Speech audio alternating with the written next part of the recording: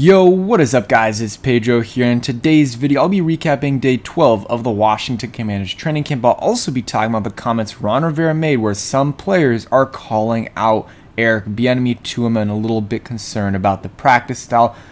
It's a lot, but let's talk about it. If you guys are new, subscribe, hit that like button and that notification bell as well. It really helps out the algorithm, so go ahead and do it. It's free and it's quick. Okay, so let's start off with the Rivera / Bieniemy thing. So this is from Kime, and I'm going to be reading a bunch of quotes, so stay tuned for the whole thing. So Rivera said some players did come to him to talk about Bieniemy's intensity, said they were a little concerned, said he told them to meet with Bieniemy, and they did. And as they talk and listen to him, it's been enlightening. So a lot of things to kind of unpack here. First, Rivera felt the need to say this to the media. I mean, yes, he was asked about it a little bit, but he could have brushed it off. So he, wanted it to be known. Two, that the players, felt the need, to say this to Bieniemy to say it to Rivera, that they, felt that his, his coaching style was a little bit too intense. They said they were a little concerned.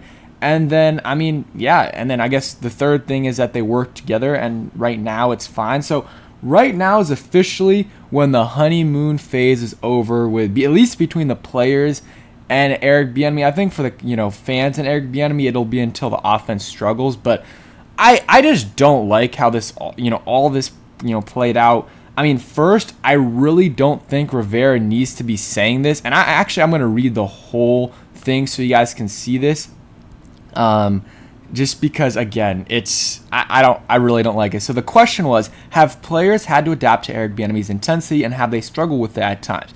Yeah, they have, and one of the biggest things, I had a number of guys come to me, and I said, hey, just go talk to him. I said, I understand what he's trying to get across to you. I think as they go and they talk and they listen to him, it's been enlightening for a lot of these guys. I mean, it's a whole different approach. Again, you're getting a different kind of player from the players back in the past, especially in the light of how things are coming out of college football. So a lot of these young guys, they do struggle with certain things, and a lot of it is from what they've been. And you guys can see some of this, but I just don't like this from the player's side and from Rivera's side.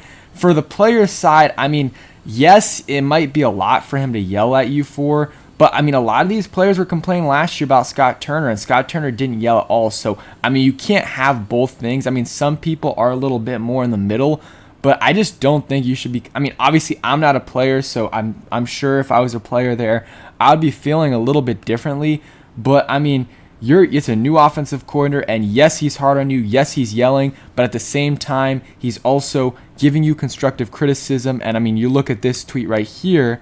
As Bieniemy's style, he needs some context. He's very loud, very intense, but he's also the one yelling out, great job, and acknowledging guys when they get it right. And he's the same way for everyone. Some like it, some don't. And we kind of knew this was going to happen. At some point, some players were going to be frustrated.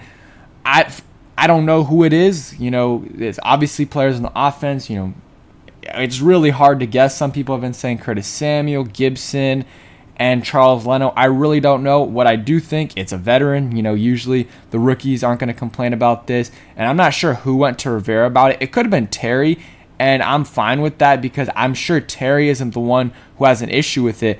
But he's speaking. He could be speaking for the players, but I don't think, again, Rivera needed to go out and say this. I think this is something that could have been, left unsaid and just said, yeah, some of these guys, I'm sure some of them have had an issue with it, but for the most part, it's been fine. They could have said something like that. He could have said something like that instead of, I'm not saying he's throwing him under the bus, but to publicly say that, there we go, battery saver is on, but to publicly say that players have had an issue with Eric Bieniemy's coaching style before the season even starts, I just don't think it's a good look for, Bieniemy.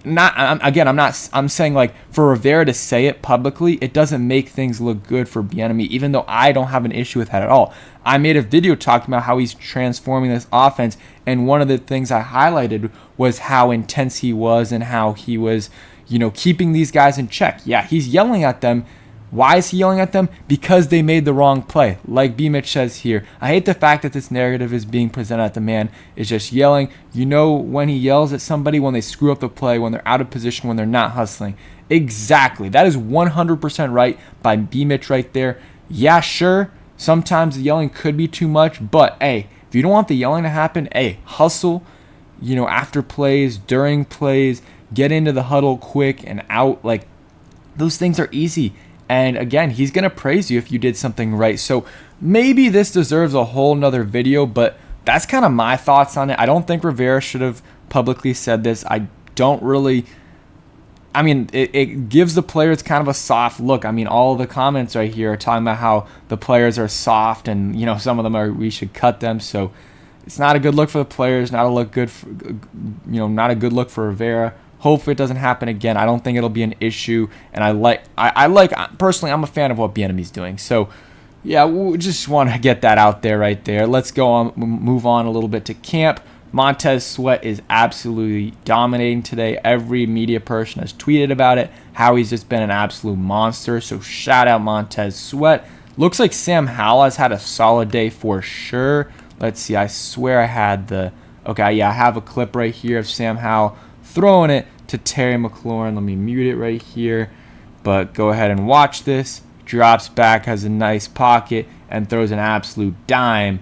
Like, that's like actually a perfect pass over Christian Holmes, who I don't know why he's covering Terry. Maybe they're going up against the twos, but great throw and catch and route by Terry and Sam. So shout out there. I think it's Military Appreciation Day, so shout out to everyone who has served this country.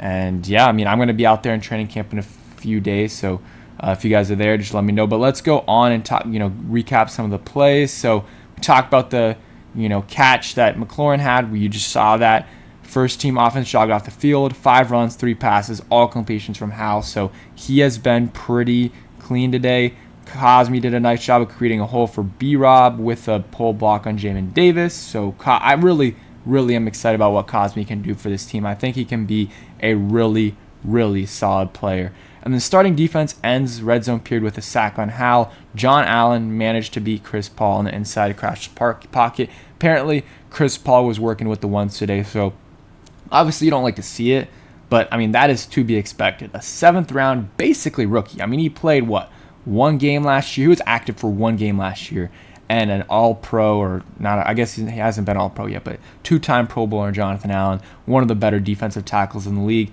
That is expected to happen for sure.